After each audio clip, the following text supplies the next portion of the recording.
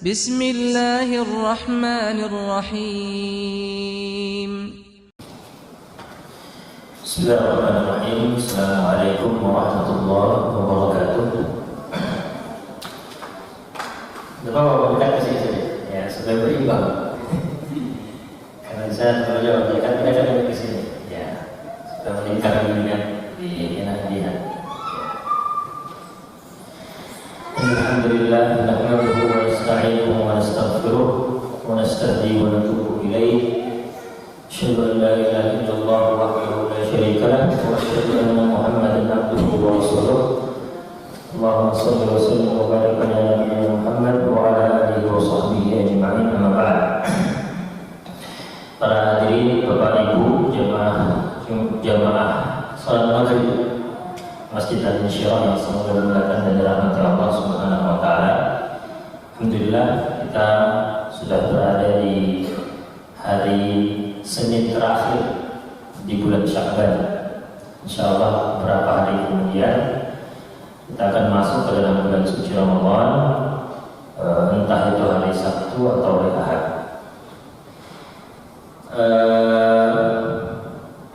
Insyaallah pada kesempatan kali ini, pada malam hari ini kita akan menyebutkan kisah yang juga disebutkan dalam Al-Quran. Kisah ini terjadi pada masa atau pada zaman Nabi Muhammad SAW.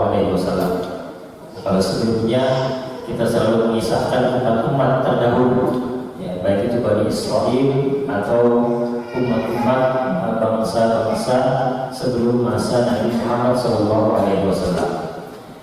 Nah, pada kesempatan kali ini di bulan Sya'ban ini, sebelum kita masuk bulan suci Ramadan, kita akan menyebutkan kisah yang terjadi di zaman Nabi SAW. Dan ini merupakan kisah terakhir yang bisa kita kisahkan dari kisah-kisah dalam Al-Quran. Ya, merupakan kisah terakhir yang bisa kita kisahkan dalam kisah-kisah Al-Quran. Ya, karena kalau saya lihat tidak ada lagi kisah yang mungkin bisa kita angkat dan kita ceritakan di dalam majelis ini, kecuali kalau kita mau membahas tentang kisah-kisah Nabi. Ya, kalau kisah-kisah Nabi ini juga bertebaran di dalam Al-Quran. Namun saya berpikir setelah kisah ini, pada pertemuan-pertemuan selanjutnya kira-kira apa yang akan kita bahas. Nah, saya lihat spanduknya ini sudah menuliskan kajian Al-Quran, supaya kita tidak ganti spanduk. Jadi kajian kita tetap pada kajian Al-Quran, tapi bukan lagi kita membahas kisah-kisahnya, tapi insya Allah kita akan membahas satu buku yang dikarang oleh Syekh Dr. Omar Mughil hafizahullah ta'ala, yang berjudul Al-Qawaid Al-Quraniyah, kaidah-kaidah Quran. Kaidah-kaidah Quran ini adalah kaidah yang diambil dari ayat-ayat suci Al-Quran, yang ayat-ayat tersebut bisa menjadi kaidah dalam kita menjalani kehidupan kita sehari-hari sebagai seorang muslim. Di dalam kitab itu ada 50 kaidah. Nah, insya Allah kita akan bahas setiap pertemuannya satu atau dua kaidah. Baik, jemaah sekalian, semoga dirahmati Allah Subhanahu wa taala. Kisah yang akan kita kisahkan ini adalah yang sudah kita sebutkan, kisah yang terjadi di zaman Nabi SAW, yaitu hadithul ifk. Mungkin ada yang pernah dengar hadithul ifk. Hadithul ifk ini kalau dalam bahasa kita sekarang adalah kisah hoax. Kisah hoax, berita bohong yang tersebar di kalangan kaum muslimin di kota Madinah. Dan kisah ini berisi tuduhan terhadap Ummul Mukminin, istri Nabi sallallahu alaihi wasallam, Aisyah radhiyallahu anha, bahwa suatu ketika di Madinah pernah tersebar berita bahwa Aisyah melakukan perselingkuhan. Dituduh atau tersebar hoax di kota Madinah, dan yang geladinya adalah orang munafik, menuduh Aisyah radhiyallahu anha berbuat keji bersama laki-laki lain. Nah, kisah kisah ini menjadi sebab turun beberapa ayat Al-Quran di surah An-Nur, sekitar 10 atau 11 ayat di surah An-Nur. Ini Allah Subhanahu wa Ta'ala turunkan terkait dengan kisah yang terjadi ini. Nah, bagaimana awal kisahnya jemaah sekalian? Awal kisahnya adalah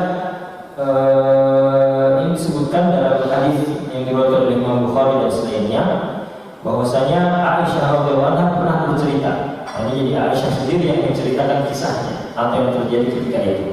Aisyah mengatakan bahwasanya setiap safar, ya, setiap Nabi SAW ingin keluar dalam rangka bersafar untuk berperang, maka beliau ini mengundi untuk istrinya, siapa di antara istrinya yang akan ikut menyertai beliau dalam peperangan.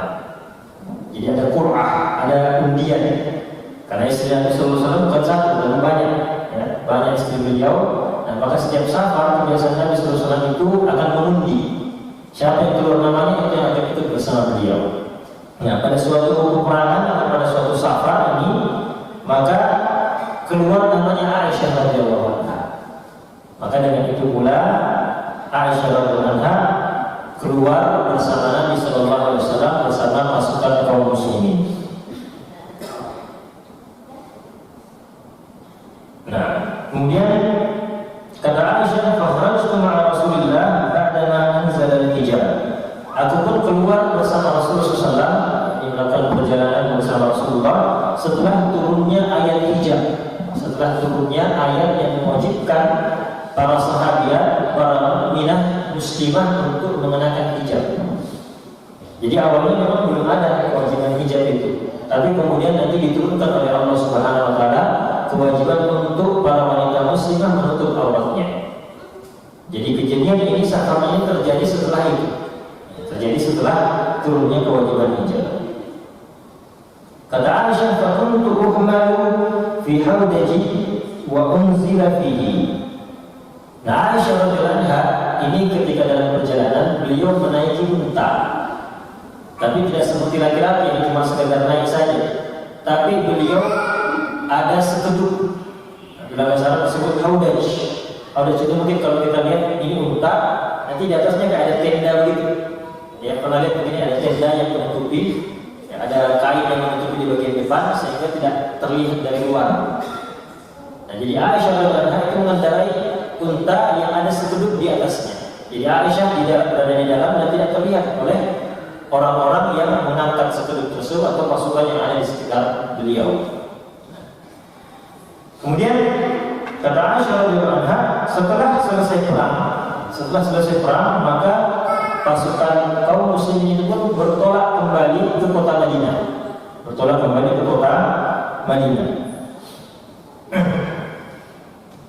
Kata Aisyah, "Wadanawna minal Madinati qafilin." Sampai ketika sudah dekat dengan kota Madinah, adzana lailata birrahil. Maka kemudian diumumkan untuk beristirahat karena sudah malam hari, maka kemudian pasukan beristirahat pada suatu titik di situ. Faqultu hina adzana birrahil famashaitu hatta jawaztu al-jaysh. Lalu kemudian Aisyah radhiyallahu anha ini kemudian turun dari sekeduknya keluar, lalu kemudian beliau menyelesaikan urusannya. Ya, entah itu buang air atau apa, beliau melewati pasukan dan agak pergi menjauh dari pasukan. Falamma qadaitu sya'ni aqbaltu ila rahli. Sampai setelah urusan itu selesai, beliau pun kembali ke Aisyah mengatakan, saya kembali ke tendaku atau saya kembali ke pasukan. Falamastu sabri fa idza aqdun li min jaz'in wa faqa inqata. Dan saya pun kemudian meraba-raba bagian dada, ternyata dia Aisyah mengatakan saya merasa ada yang aneh. Dia meraba bagian dadanya, ternyata kalungnya yang dari daerah Yaman itu terputus, hilang. Maka beliau pun kembali mencarinya. Dan jadi naik di tendanya tadi atau setelahnya, beliau kembali menjauh dan mencari kalung tersebut. Fahabasani ibtidahu, kata beliau, maka pencarian saya itu memakan waktu yang lama. Saya tertahan tidak kembali ke kumpulan pasukan gara-gara mencari kalung tersebut. Wa balaghahu alladziina kaanu yarhamuna bi. Maka kemudian setelah itu ternyata ketika Aisyah belum kembali, ini pasukan sudah akan kembali berangkat, lagi menuju kota Madinah. Nah, orang-orang atau pasukan kaum muslimin yang mengangkat sebelumnya itu Aisyah, ya, itu mengangkatnya kembali ke atas unta. Nah, orang-orang ini tidak sadar bahwa Aisyah tidak ada di dalam situ. Mereka mengira Aisyah ada di dalam situ. Maka kata Aisyah radhiyallahu anha, "Wa hum yahsabuna anni fihi." Mereka mengira saya sudah ada dalam situ. Wa kana nisa'u idzaka khifafan lam yahbalna wa lam yakshuhunna al-lahma. Kenapa? Karena kata Aisyah radhiyallahu anha, pada zaman itu wanita-wanita itu ringan-ringan. Wanita-wanita yang ada pada saat itu ringan. Jadi tidak terasa. Orang-orang yang mengangkat sebelum tadi tidak terasa dan menyadari bahwa Aisyah tidak ada di dalam sebelum itu. Kata Aisyah, "Wa kuntu jariyatan haditsat as-sin." Aku pada waktu itu masih muda. Pada waktu kejadian itu Aisyah masih muda. Yang disebutkan bahwa beliau pada waktu itu berumur 13 tahun.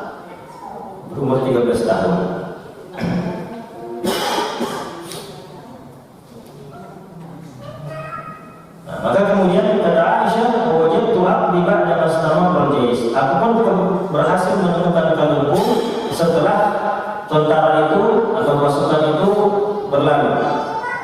Maka aku pun mendatangi tempatku tadi, tempat beristirahat tadi yang bekas istirahat tentara itu, dan aku pun kemudian menunggu di situ, ya. Menunggu supaya siapa tahu saja mereka tiba-tiba sadar bahwa saya tidak ada di dalam situ dan kembali mencari. Kata Aisyah radhiyallahu anha. Lalu kata Aisyah, "Fabainama ana jalisatan fi manzili ghalabatni aini fanimtu." Nah, ketika saya menunggu di situ, maka aku pun ngantuk dan akhirnya tertidur. Wa kana Safwan bin Mu'attil as-Sulami thumma Dhakwani min wara' al-jaysh. Dan ternyata jemaah sekalian, ada seorang sahabat bernama Safwan bin Mu'attil. Safwan bin Mu'attil as-Sulami al-Dhakwani ini ketinggalan juga. Tertinggal dari pasukan. Dia paling belakang. Tertinggal. Fa asbaha inda manzili. Maka kemudian Safwan bin Mu'attil ini yang menyusul pasukan itu berhasil menemukan Aisyah. Dia melihat ada sawat, ada pakaian hitam-hitaman Aisyah, sawat insan na'im fa'arafani. Maka kemudian Safwan bin Mu'attil ini mengenali Aisyah radhiyallahu anha.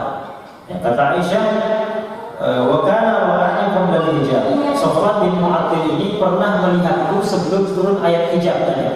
Sebelum turun ayat hijab, kewajiban hijab bagi muslimah, Safwan ini pernah melihatku. Jadi Safwan ini kenal dengan wajahnya Aisyah radhiyallahu anha. Fastaqaltu bistirja'i hina arafa. Maka kemudian Safwan bin mengatakan, "Inna lillahi wa inna ilaihi raji'un." Karena dia melihat istri Nabi tertinggal sendiri di tengah padang pasir. Maka dia mengatakan, "Inna lillahi wa inna ilaihi raji'un." Maka mendengar itu Aisyah terbangun mendengar kalimat istirja tadi. Fastaqaltu fa khammartu wajhi bi jilbab. Lalu kemudian kata Aisyah, maka aku pun akhirnya menutupi wajahku dengan jilbab. Nah, beliau menutup wajahnya dengan jilbab. Nah, ini Safwan bin Mu'attil kenapa kira-kira dia bisa tertinggal dari pasukan? Nah, disebutkan di maskan bahwa Safwan bin Mu'attil ini dia tertidur pada suatu peristirahatan, kemudian tidak terbangun, akhirnya tertinggal oleh pasukan. Yang disebutkan di dalam hadis yang lain tentang Safwan bin Mu'attil radhiyallahu anhu, bahwasanya pernah suatu saat Nabi sallallahu alaihi wasallam itu bermajlis dengan para sahabat. Di antara para sahabat yang bermajlis dengan Rasulullah itu ada Safwan bin Mu'attil radhiyallahu anhu. Tiba-tiba datang istrinya Safwan bin Mu'attil datang istrinya. Istrinya kemudian mengeluhkan suaminya kepada Rasulullah SAW. Maka istrinya ini mengatakan, jadi istrinya mengeluh pada Sofwan ada di situ dulu bersama Rasulullah SAW. Maka Rasulullah SAW atau maka istrinya Sofwan bin Mu'attil ini mengatakan kepada Rasulullah, wahai Rasulullah, saya mau mengeluhkan suamiku. Ya. Dia mengatakan, darabani dia mengatakan yadribuni idza shallaitu. Suamiku itu sesungguhnya sesungguhnya suamiku Sofwan bin Mu'attil itu yadribuni idza shallaitu. Dia memukulku kalau saya sholat. Wa yufattiruni idza sumtu. Kalau saya puasa dia paksa saya untuk berbuka, untuk batalkan puasaku. Wala yusalli al-fajr illa ba'da tulu'i syams. Dan dia selalu sholat subuh nanti setelah terbit matahari. Ini kalau kita dengar cerita ini gimana pendapat kita? Pasti besok terlalu dengan Sofwan. Salah dulu. Ya. Apa yang terjadi? Maka Rasulullah SAW tidak langsung menghukumi Sofwan. Cuma dari satu pihak tidak langsung menghukumi. Dia tanya kepada Sofwan, jadi kenapa istrimu ini begini? Kenapa mengeluhkan seperti itu?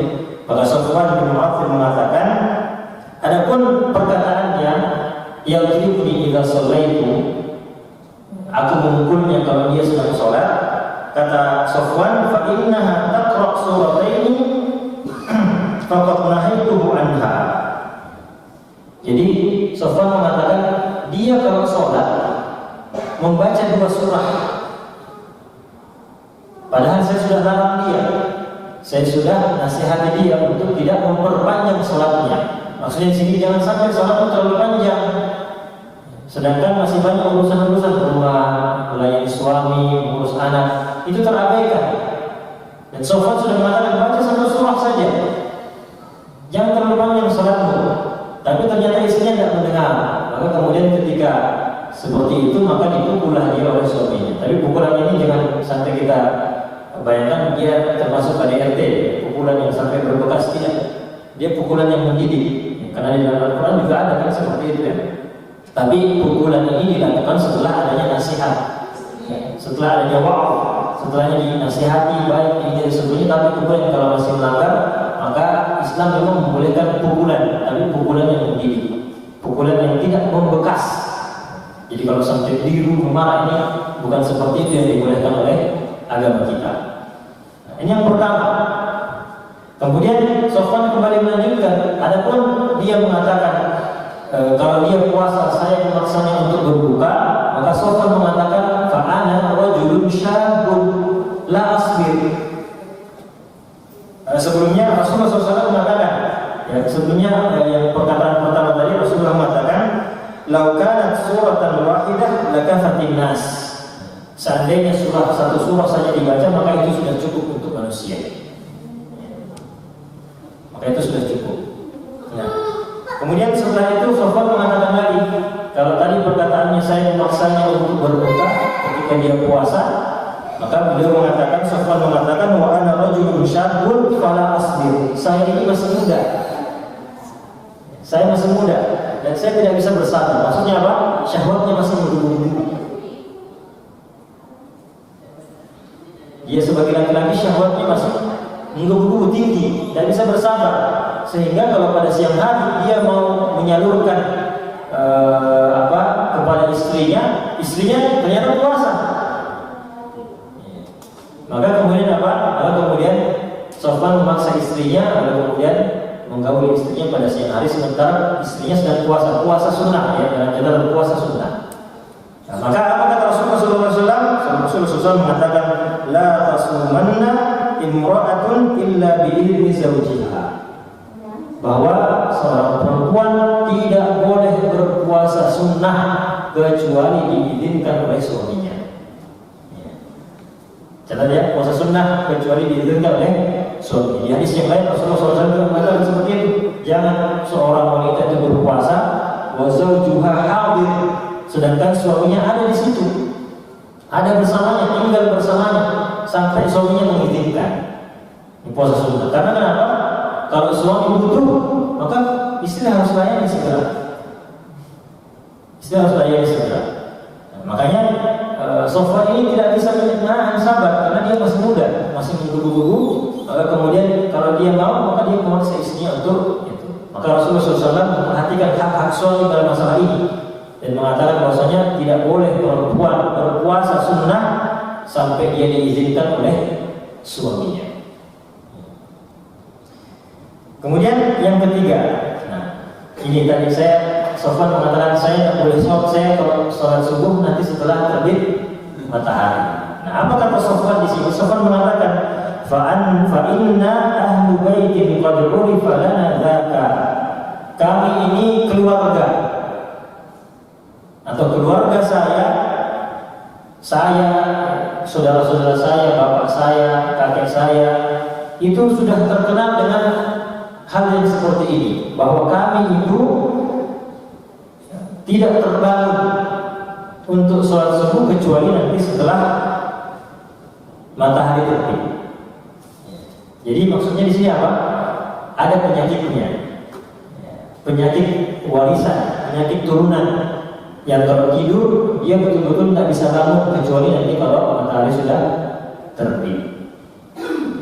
Ini penyakit ya, bukan karena malas-malas, bukan karena begadang dan seterusnya sehingga tidak bangun sholat subuh.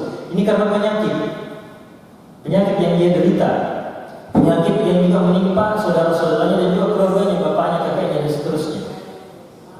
Maka kata Nabi Sallallahu Alaihi Wasallam, "Faidas taiqalta fasalli." Kalau begitu tidak apa-apa, kalau nanti kamu bangun baru sholat di situ. Jadi ini bukan karena kesengajaan, bukan karena kelalaian, tapi karena penyakitnya. Nah, di sinilah dia, karena penyakit inilah dia, ini tadi yang tidak terbangun, dia tertinggal pasukan tadi itu. Dia tertinggal dari pasukan. Sehingga dia menemukan Aisyah radhiyallahu anha sedang terbaring di tengah padang pasir sendiri. Dan dia mengucapkan inna lillahi wa inna ilaihi raji'un, ini istri Nabi sallallahu alaihi wasallam. Nah, maka kemudian kata Aisyah radhiyallahu anha melanjutkan kisahnya, wallahi ma takallamna bi kalimatin wa la sami'tu minhu kalimatan ghaira istirja'ihi. Kata Aisyah radhiyallahu anha, Sofwan ini atau kami, saya dan Sofwan tidak pernah berbicara satu kalimat pun. Tidak pernah ngobrol, tidak pernah bicara satu kalimat pun. Dan Aisyah mengatakan saya tidak pernah mendengar darinya satu kata pun kecuali istirja'nya tadi, kecuali kata inna lillahi wa inna ilaihi raji'un tadi. Jadi selama bersama Aisyah radhiyallahu anha, Sofwan ini tidak pernah ngobrol, tidak pernah mengucapkan satu kata sedikit pun. Masing-masing menjaga apa? Menjaga dirinya. Karena mereka dalam konteks ini mereka sedang berkhalwat, ya kan? Sedang berdua-duaan. Tidak ada orang tengah padang pasir. Maka subhanallah, karena yang satu adalah istri Nabi sallallahu alaihi wasallam, untuk orang yang wanita yang salihah, wanita yang menjaga diri, begitu juga sahabat yang satu ini. Maka mereka tidak pernah ngobrol, tidak pernah kemudian terpancing, tidak pernah membuka atau memulai pembicaraan. Ini untuk menjaga diri. Ya. Maka kemudian di sini kata Aisyah adalah fahawa hatta anafa rahilatahu fa waqa'a ala yadiha fa kuntu ilaiha fa raqibtuha. Maka kemudian Sofwan ini menundukkan untanya sehingga Aisyah bisa naik dan Aisyah pun naik mengendarai untanya. Dan Sofwan bin Mu'attil ini menuntun unta tersebut. Untanya ini dinaik oleh Aisyah berjalan untuk menyusul pasukan yang tadi sudah pergi. Nah, di sini jemaah sekalian bagaimana mereka betul-betul menjaga. Ya. Kalau tidak penting, nah begini juga sebenarnya bagaimana kita bergaul, ya. Bagaimana kita bermuamalah dengan wanita-wanita yang bukan mahram kita. Ya. Kalau tidak ada perlu yang penting, tidak usah nih berbicara. Karena obrolan-obrolan yang dibuka, apalagi saling curhat, ya, ini bisa membawa kepada hal-hal yang tidak diinginkan oleh manusia, tapi diinginkan oleh syaitan. Saling menjaga. Maka kemudian Aisyah mengatakan, sampai kemudian kami pun berhasil menyusul pasukan tersebut. Ataina al-jaysh mawdirin fi nahri al-dhahira wa hum nuzul. Maka kami berhasil menyusul pasukan tersebut pada sudah tengah hari, sudah siang hari, barulah kemudian Aisyah berhasil menyusulnya. Dan pasukan itu pada waktu itu sedang beristirahat, sedang singgah juga. Qalat, maka Aisyah mengatakan, fahalaka man halaka, binasalah yang binasa. Wa kana alladhi tawalla kibar al-ifk Abdullah bin Ubay bin Salul. Jadi Aisyah radhiyallahu anha ini ketika datang menyusul, semua orang lihat itu Aisyah bersama Sofwan bin Mu'attil. Semua lihat pada siang hari, terang benderang, bukan mengendap-endap, bukan maksudnya dia. Semua bisa lihat. Maka kemudian Aisyah mengatakan, binasalah yang binasa. Dan orang yang paling besar jasanya, orang yang paling atau sebagai biang keladinya tersebarnya hoax itu bahwa Aisyah berselingkuh atau melakukan perbuatan keji bersama Sofwan, itu adalah seorang petinggi munafik, seorang istilahnya penghulunya munafik yang bernama Abdullah bin Ubay bin Salul. Urwah mengatakan akhbarat annahu kana yusha'u wa yatahaddatsu bihi indah wa yuqirruhu wa yastami'u wa yastawshihi. Maka kemudian disebutkan jemaah sekalian bahwa Abdullah bin Ubay bin Salul kemudian mulai menyebarkan gosip, mulai menyebarkan gosip ini, menyebarkan hoax ini di tengah-tengah kaum muslimin. Dipancing-pancing kaum muslimin, itu Aisyah istri Nabi, Sofwan begini. Akhirnya apa? Tersebar di penduduk Madinah. Di kaum muslimin, di tengah-tengah kaum muslimin, berita itu tersebar bahwa Aisyah melakukan perbuatan keji. Nah, Urwah juga mengatakan bahwasanya lam yusamma min ahli al-ifki aidan illa, tidak disebutkan nama-nama orang-orang yang menyebarkan hoax ini kecuali tiga orang. Yang pertama adalah Hassan bin Thabit, wa Mistah bin Uthathah, wa Hamnah bin Jahsh. Jadi tiga orang ini muslim, sahabat dan sahabat Nabi sallallahu alaihi wasallam. Tapi mereka tiga orang ini termakan hoax dan mereka lah yang terang-terangan menyebarkan atau banyak membicarakan fitnah ini, hoax ini di tengah-tengah kaum muslimin. Maka disebut namanya tiga orang inilah yang kemudian disebut dengan ahli ifk, orang yang menyebarkan hoax. Dan awalnya tadi siapa? Orang munafik, Abdullah bin Ubay bin Salul. Nah, pintarnya Abdullah bin Ubay bin Salul ini jemaah sekalian, dia itu tidak pernah terang-terangan. Dia cuma sebagai sekedar memantik saja, tetek. Maka kemudian siapa yang menyebarkan atau siapa yang banyak menyebarkannya? Tiga orang ini. Maka setelah kejadian ini selesai nanti, tiga orang ini yang kemudian mendapatkan hukuman dari Rasulullah SAW, dicambuk karena menyebarkan berita bohong. Tapi tiga orang ini adalah sahabat-sahabat yang mulia. Ini Hassan bin Thabit ini adalah terkenal dengan sebutan syair Rasulullah, terkenal dengan penyairnya Rasulullah SAW. Beliau senantiasa membela Rasul dengan syair-syairnya. Bahkan beliau setelah kejadian ini beliau menyusun syair untuk memuji dan membela Aisyah radhiyallahu anha. Jelas tiga orang ini bertobat dan diterima tobatnya oleh Allah Subhanahu wa taala. Hassan bin Thabit syair Rasulullah, Mistah bin Uthathah keponakannya Abu Bakar, dan Hamnah bin Jahsh ini iparnya Rasulullah SAW. Nah, kemudian Aisyah kemudian mengatakan di sini, faqadimna Madinah, maka kami pun sampai ke kota Madinah. Fashtaqaitu hina qadimtu syahran. Lalu kemudian setelah sampai, Aisyah sakit, tiba-tiba sakit, dan sakitnya itu berlangsung selama sebulan. Nah, selama sebulan inilah Aisyah tidak pernah tahu kalau terjadi hoax yang tersebar di kota Madinah, karena dia sakit tidak pernah keluar rumahnya. Ya, wan nasu yufiduna fi qawli ashabil ifk. Orang-orang ini sudah menyebarkan berita-berita palsu tersebut. Aisyah tidak pernah tahu. Dan dalam sebulan itu dia tidak tahu karena beliau sakit. La asy'uru bi syai'in min dzalik. Saya tidak pernah sadar, saya tidak pernah merasa ada yang aneh ketika itu. Yang menjadi aneh pada waktu itu adalah apa? Kata Nabi sallallahu alaihi wasallam, kata Aisyah radhiyallahu anha bahwasanya wa huwa yuribuni aw yaribuni fi wajhi anni la a'rifu min Rasulillah sallallahu alaihi wasallam al-lutfa alladhi kuntu ara minhu hina ashtaki. Yang paling aneh yang dirasakan oleh Aisyah pada waktu itu adalah dia kan sedang sakit. Biasanya kata beliau, kata Aisyah, kalau saya sakit itu Rasulullah lembut sekali, perhatian dan seterusnya. Tapi beliau mengatakan pada waktu itu saya tidak mendapatkan kelembutan Rasulullah sebagaimana biasanya kalau saya sakit. Jadi mendapatkan agak dingin gitu. Rasulullah agak dingin, tidak hangat, tidak perhatian seperti biasanya kalau saya sakit, kata Aisyah. Ya. Kata Aisyah, Nabi SAW cuma melakukan innama yadkhul ala alayya Rasulullah wa yusallim thumma yaqul kaifa tikum thumma yansarif.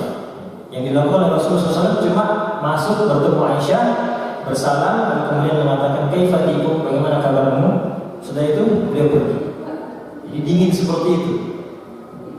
Karena Nabi SAW juga ternyata terpengaruh, kena pengaruh berita hoax ini yang tersebar di kota Madinah. Ya. Nah, jadi walaupun seperti itu aneh, Aisyah tidak tahu apa yang terjadi di kota Madinah. Sampai suatu saat Aisyah radhiyallahu anha ini keluar. Ya, setelah beliau merasa sudah baikan dari sakitnya, beliau keluar pada malam hari bersama Ummu Mistah. Tadi Mistah kita sebutkan salah satu dari 3 orang itu ya. Jadi ibunya ini keluar bersama Aisyah radhiyallahu anha. Ummu Mistah. Aisyah mengatakan beliau dan Ummu Mistah ini keluar untuk buang hajat. Karena kebiasaannya mereka, di sini disebutkan bahwasanya memang kebiasaannya Aisyah dan Ummu Mistah ini pada awal kali sebelum ada WC itu memang mereka keluar agak menjauh dari pemukiman, kemudian di situ buang hajatnya. Jadi keluar sama-sama pada malam hari. Maka kemudian ketika itu Ummu Mistah ini mengatakan, jadi Ummu Mistah ini, ibunya Mistah ini adalah sepupunya Abu Bakar. Ummu Mistah ini adalah sepupunya Abu Bakar. Ya. Maka kemudian Ummu Mistah ini mengatakan, ta'isa Mistah, celaka itu Mistah. Ini Aisyah kaget. Aisyah kemudian mengatakan, bisa makut, betapa buruk perkataanmu itu.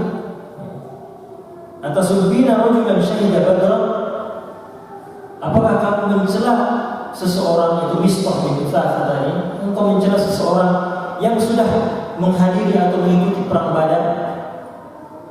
Ini perang Badar ini, Ahlul Badar ini termasuk termasuk derajat yang tinggi di antara para sahabat.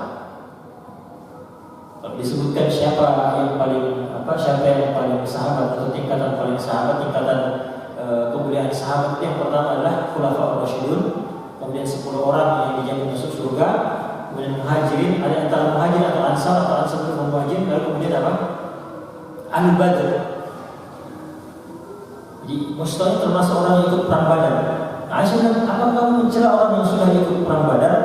Maka kemudian ibunya Mistah ini mengatakan, aihanta, aduhai, awalam tasma'i maqal, tidakkah kamu pernah sudah mendengar apa yang dia katakan?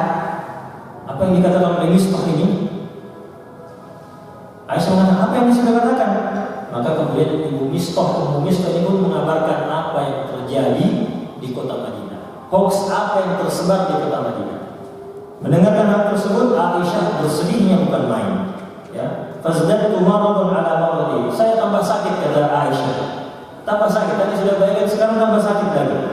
Sampai kemudian setelah saya pulang ke rumahku, aku kemudian masuk kepada Rasulullah SAW, atau Rasulullah SAW masuk bertemu denganku dan mengatakan, bagaimana kabarmu?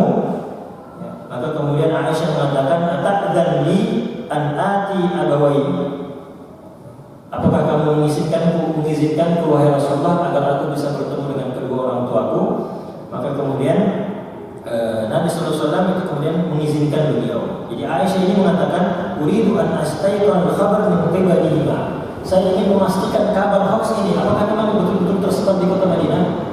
Beliau Aisyah bertanya kepada Abu Bakar ayahnya dan juga ibunya. Maka kemudian apa kata Aisyah ketika bertemu dengan ibunya? Wahai ibu, mana yatahaddatsun nas? Apa yang orang-orang bicarakan? Maka ibunya yang mengatakan, ya bunayyati, wahai anakku, hawwini alaiki, tenanglah. Fa wallahi laqallama kanat imra'atun qad mudhi'a inda rajulin yuhibbuha laha dhara'ir illa aktsarna 'alaiha. Ini perkataan ibu Abu Bakar ini ya, ibunya Aisyah. Ibunya Aisyah mengatakan bahwasanya tidak ada satu orang perempuan pun yang dia punya suami yang mencintainya dan suaminya ini juga punya istri lain berpoligami, kecuali pasti akan menjadi objek pembicaraan. Iya tak?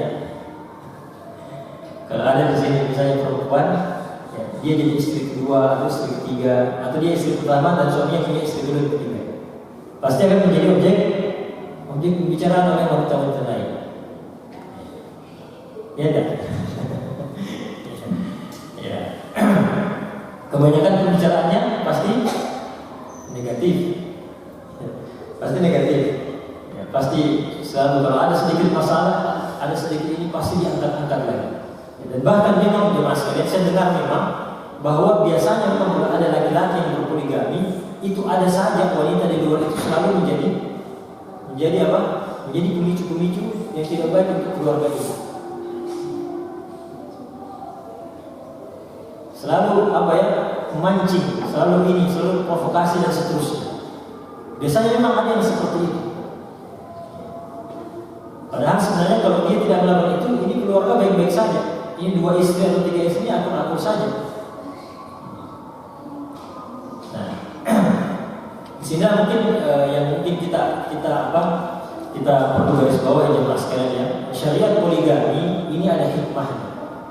Allah Subhanahu wa taala memang membolehkan laki-laki untuk menikah 4, 3, 2, kalau takut tadi baru kemudian 1. Tapi tentu tidak boleh kemudian seorang muslimah ini mengkritisi syariat ini, mengkritisi menolak syariat ini.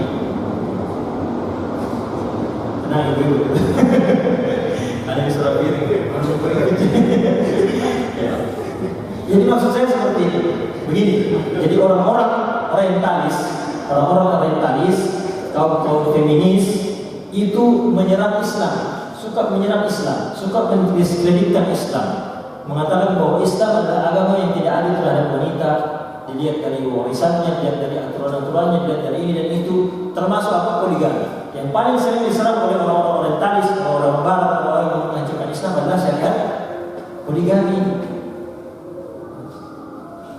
Dan sangat disayangkan jemaah sekalian, mereka mendapatkan bantuan dari siapa? Dari kaum muslimah sendiri. Kaum muslimah sering kali menyudutkan, mendiskreditkan yang namanya poligami. Bahkan ini yang kita harus hati-hati jemaah sekalian. Ada kadang mengatakan bahwasanya menghubungkan bahwasanya yang poligami itu tidak setia, atau mengatakan bahwasanya poligami itu berkhianat. Ini hati-hati kita berkata-kata. Kenapa? Karena Rasulullah berpoligami, orang-orang saleh, para sahabat berpoligami, dan seterusnya. Apakah kita itu mengatakan berarti Rasulullah tidak setia? Rasulullah berkhianat kepada istri? Ini kita harus hati-hati di sini. Jangan sampai kita karena kemudian terbawa oleh emosi dan seterusnya, ini kemudian kita mengeluarkan kata-kata yang bisa justru merugikan kita sendiri. Kalau memang tidak sanggup suami berpoligami, ya tidak perlu mencela syariatnya. Saya justru lebih suka kalau ada akhwat atau ummahat atau ya, wanita mengatakan saya setuju poligami, tidak apa-apa poligami, yang penting bukan suami. Ya, itu lebih bagus.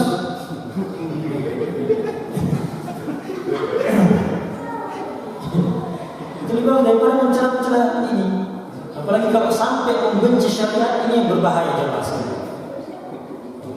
Ini termasuk pembatal-pembatal keislaman. Ini hati-hati, membenci syariat. Membenci salah satu syahid itu bisa termasuk pembatal keislaman. Ya. Nah, maka kalau memang ibu-ibu tidak sanggup atau tidak bisa dipoligami, maka silakan doakan suaminya agar bisa bersabar. Ya. Suami-suami juga doakan istri supaya dibuka hatinya. Bersabar. Nanti kuat-kuat dan siapa doanya yang lebih kuat ya. Ya. Baik. Nah, jadi ini kata ibu dari Aisyah radhiyallahu anha seperti itu. Nah, maka kemudian Aisyah mengatakan fabaiti itu tilkal laila. Saya pun menangis jadi-jadinya pada malam hari itu sampai pagi dan tidak bisa tidur. Pagi hari masih juga menangis. Maka kemudian secara singkat ya mas sekalian, kita singkat saja kisahnya masih panjang ini. Maka kemudian hoax ini bahayanya hoax ini bisa terjadi perpecahan. Maka Rasulullah SAW itu bertanya kepada beberapa sahabat. Rasulullah bertanya kepada siapa? Rasulullah bertanya kepada Ali bin Abi Thalib dan Usama bin Zaid. Usama bin Zaid mengatakan saya tidak mengetahui pada Aisyah kecuali kebaikan.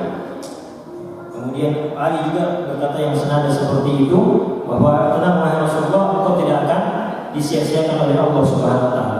Barirah, pembantunya Aisyah juga mengatakan seperti ini, wahai Barirah, kata Rasulullah, apakah kau melihat pada Aisyah sesuatu yang aneh, sesuatu yang cacat atau tidak baik? Maka Barirah mengatakan, wallah walladzi ba'atsaka bil haqq, demi yang mengutusku dengan kebenaran, saya tidak pernah melihat pada Aisyah sesuatu yang cacat, sesuatu yang aib tidak ada pada dirinya, kecuali pernah suatu hari ketika Aisyah masih kecil, ya, Aisyah pernah tidur di atas adonan yang dibuat oleh keluarganya.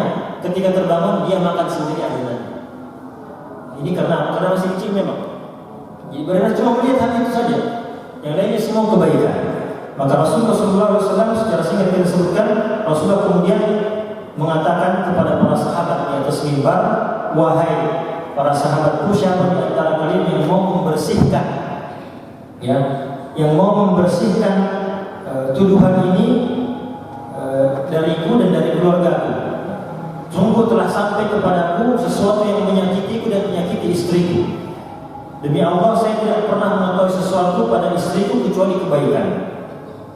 Dan juga mereka telah orang-orang yang menyebarkan hoax ini juga menyebutkan tentang seseorang laki-laki itu tadi, siapa? Safwan bin Mu'attil. Ma'alimtu alaihi illa khaira. Yang laki-laki itu saya tidak mengetahui padanya kecuali kebaikan. Jadi siapa kira-kira di antara kalian yang mau membersihkan nama atau siapa mau istilahnya mau berurusan pergi kepada orang yang menyebarkan hoax ini, yaitu Abdullah bin Ubay bin Salul tadi, Rasul Munafikin, pemimpinnya orang-orang munafik. Maka saat Ibnu Umar mengatakan, wahai Rasulullah, kalau seandainya orang itu dari golongan Aus, maka saya akan penggal lehernya. Ini kan Madinah ada dua suku, Aus dan Khazraj. Jadi saat bin Mu'adz dia mengatakan, kalau dia dari Ansar, kalau dia dari Aus, saya akan penggal lehernya. Dan kalau dia dari Khazraj, apapun yang kau perintah kepada kami akan laksanakan. Maka kemudian orang dari Khazraj mengatakan, orang yang bernama Sa'ad bin Ubadah mengatakan kepada Sa'ad bin Mu'adz tadi, bahwa kamu tidak akan berani membunuhnya. Kalau dia dari suku Aus, kamu tidak akan berani membunuhnya. Maka berdiri lagi orang dari Aus, ya. Juga kemudian, demi Allah kami akan membunuhnya. Ini sampai mereka bertikai, Aus dan Khazraj ini yang sudah dinamaikan oleh Rasulullah SAW. Ini kemudian akhirnya emosi, kemudian akhirnya sampai hampir bertengkar dan hampir berperang di sini. Sampai kemudian akhirnya Rasulullah SAW menenangkan mereka.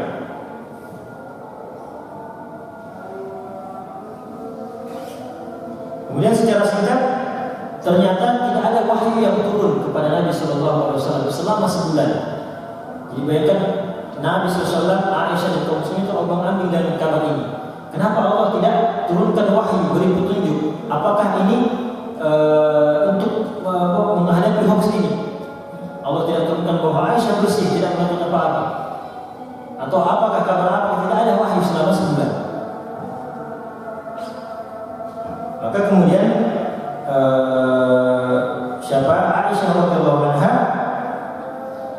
mengatakan bahwasanya saya tidak pernah menyangka bahwa akan ada ayat yang turun tentang diriku, berbicara tentang diriku secara pribadi. Saya cuma menginginkan bahwa Nabi Sallallahu Alaihi Wasallam itu menerima wahyu dalam mimpi bahwa saya bersih, bahwa saya tidak berdosa sama sekali pada hari ini. Tapi ternyata jemaah sekalian, Allah Subhanahu Wa Taala akhirnya menurunkan wahyu, yaitu surah An-Nur ayat 11 dan ayat sampai ke 10 ayat setelahnya. Maka kemudian Nabi Sallallahu Alaihi Wasallam kemudian tersenyum dan mengabarkan kepada Aisyah, ya Aisyah, ama wallahi faqad barra'aki. Wahai Aisyah, sesungguhnya Allah telah membersihkan dirimu, membebaskan dirimu dari tuduhan-tuduhan. Ayatnya adalah di surah ini, innal ladzina ja'u bil ifki usbatun minkum la tahsabuhu syarran lakum bal huwa khairul lakum likulli imri'in minhum maktasaba min al-itsm wal ladzi tawalla kibrahu minhum lahu 'adzabun 'adzim. Dan 10 ayat setelahnya. Yang pada sebenarnya menarik sekali kita bahas ayatnya, apa yang dikatakan oleh Allah Subhanahu terkait kejadian ini, dan juga apa yang kemudian terjadi setelah kisah ini. Nah, insya Allah nanti kita lanjutkan. Sebenarnya saya sangka-sangka bahwa kita bisa selesaikan ini, dan ternyata waktu tidak cukup. Insya Allah nanti kita lanjutkan di hari Ahad ya, hari Ahad bulan Ramadan.